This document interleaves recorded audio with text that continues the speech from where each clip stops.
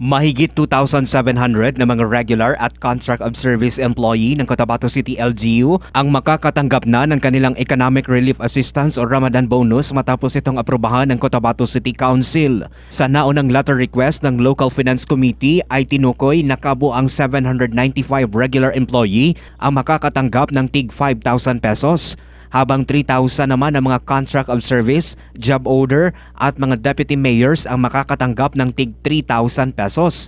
Ang economic relief assistance ay pinondohan ng mahigit 9 million pesos. Ito ay kinuha mula sa salary savings ng LGU.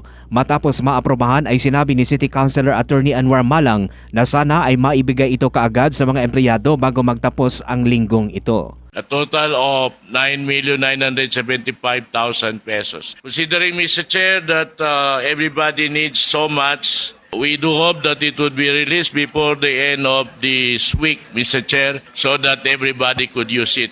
Mark Anthony Taico, NDBC Bida Balita.